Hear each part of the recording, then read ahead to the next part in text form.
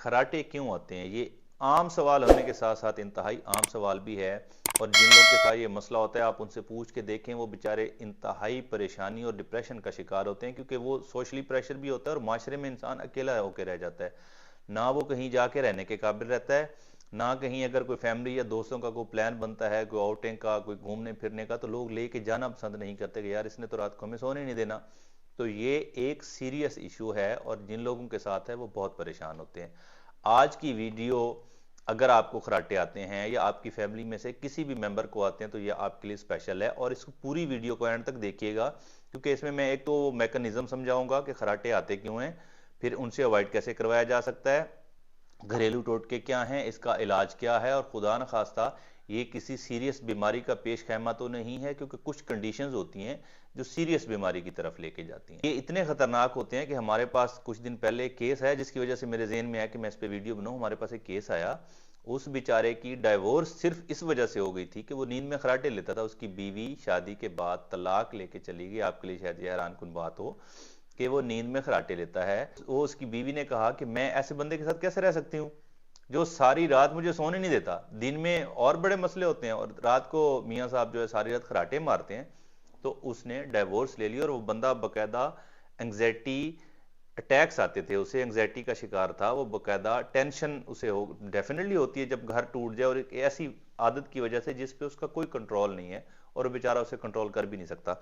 तो आज की वीडियो में मैं आपको ये समझा दूंगा कि ये क्यों है और कैसे हैं और इनसे कैसे बचा जा सकता है। सबसे पहले तो ये समझते हैं कि खराटे होती क्या चीज़ है।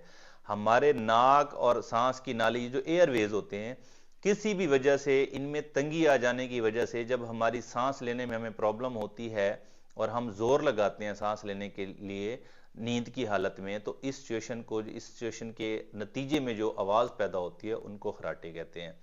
होता कुछ इस तरह से है कि जिन लोगों को खराटे आते हैं, आप देखिएगा इसकी सबसे बड़ी और कॉमन रीजन है वेट इंक्रीज होना, वजन का बढ़ना। मोटे लोगों को खराटे आना एक आम बात है और ये अगर आप कहें ना, अगर कहा जाए कि ये मोटे लोगों की बीमारी है तो बहुत हद तक ये दुरुस्त होगा। सबसे बड़ी रीजन मोटापा है और अगर आपको खराटे आते हैं तो सबसे पहले तो आपने मोटापा कम करना है।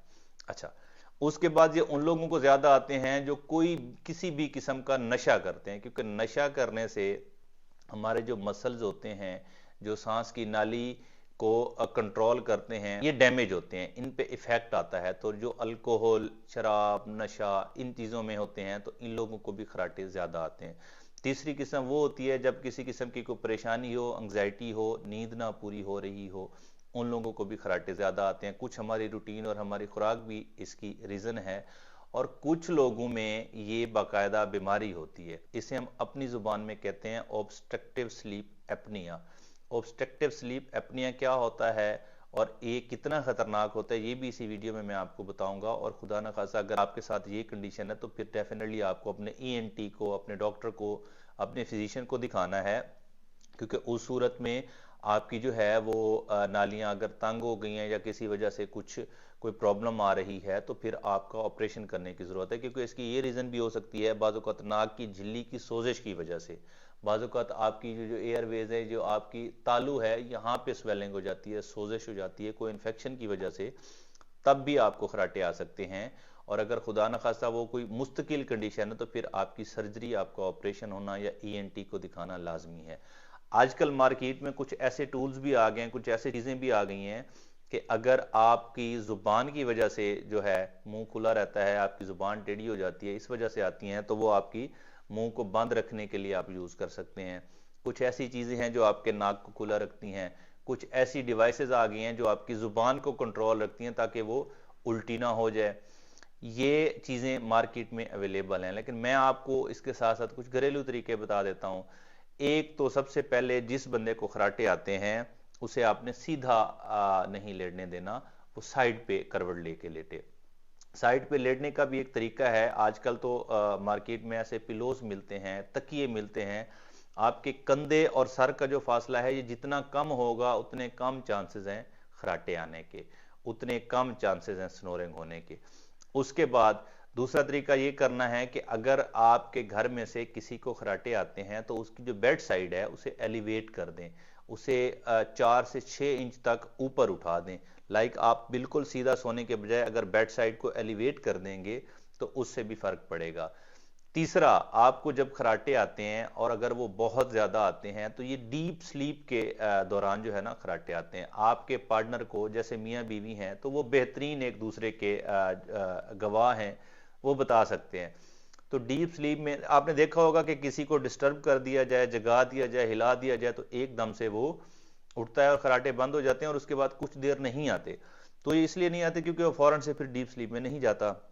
ये जब नींद के दौरान सांस लेते हुए आपकी सांस की नालियां तंग हो जाती हैं, आपका सांस बंद होने लगता है, तो तब जाके जोर लगाते हैं और खराटे आते हैं। आपने एक चीज और नोट की होगी कि जिन लोगों को खराटे आते हैं वो एकदम से, जब खराटे ज्यादा होते हैं तो आवाज चेंज होती है और वो जब फुल स्पीड में आ रहे होते तो वो एकदम से हड़बड़ा के उठ जाते हैं। वो इसलिए उठ जाते हैं कि उनकी सांस बंद हो रही होती है। ये अमल कुछ सेकंड्स के लिए भी हो सकता है, बाज़-औक़ात ये अमल कुछ मिनट्स तक भी चला जाता है और ये आपके लिए डेंजरस भी हो सकता है। तो दो तीन चीजें तो आपने सबसे पहले करनी है। एक, सबसे पहला आप तहैया कर लें कि आपने अपना वेट रिड्यूस करना ही करना है, क्योंकि जब तक वेट रिड्यूस नहीं करेंगे ये खराटे खत्म नहीं होंगे। दूसरा, आपने तहैया कर लेना है कि आपने कोई भी नशावर चीज, इवन के नींद की गोलियां भी, क्योंकि ये जाके आपके मसल्स को रिलैक्स कर देती हैं। जिन्होंने आपकी सांस की नालियों को कंट्रोल करना होता है, या मैं सादा अल्फाज में समझाऊं, खींच के रखना होता है ताकि वो खुली रहे, वो जब रिलैक्स हो जाती हैं तो सांस की नालियां तंग होने लगती हैं। तो आपने, अगर खराटों का प्रॉब्लम है और कोई स्पेशल मेडिकल कंडीशन नहीं है, तो नींद की गोलियां नहीं खानी। आपने शराब नोशी या कोई नशा नहीं करना, क्योंकि नशा करने से भी एकदम से जो है आपके मसल्स रिलैक्स होते हैं और फिर वो आपकी सांस की नाली तंग होना शुरू हो जाती है।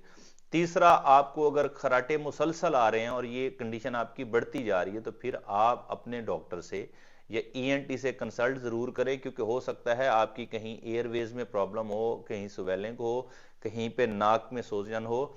इसके साथ साथ आपको अगर एलर्जी का प्रॉब्लम है, क्योंकि एलर्जी की वजह से भी आपकी नाक की सोजिश भी हो सकती है, नाक बंद भी हो सकती है, उस सूरत में भी आपको खराटे आते हैं।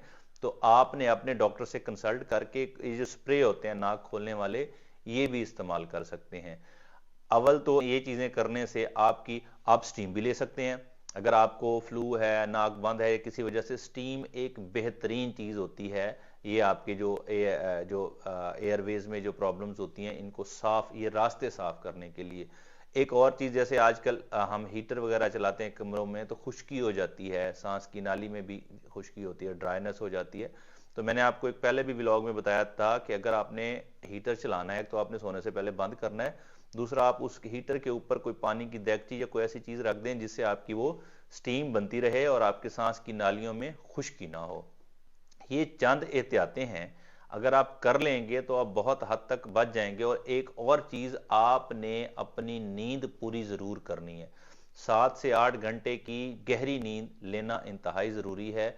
और खुदा न खास्ता अगर आप इनको ट्रीट नहीं ना करेंगे और आप इसको एक मामूली सी चीज समझेंगे, तो ये खुदा न खास्ता, ये खराटे की बीमारी अगर ये बढ़ जाती है, या ऑब्स्ट्रक्टिव स्लीप एपनिया जिसे हम कहते हैं, ये हो गई, तो ये आपको हार्ट अटैक करवाने का सबब बन सकती है, ये आपके ब्लड प्रेशर इंक्रीज होने का सबब बन सकती है, ये आपकी डायबिटीज का सबब बन सकती है, ये आपकी एंग्जाइटी का सबब बन सकती है, ये बहुत सारे मसाइल का पेश खैमा हो सकती है।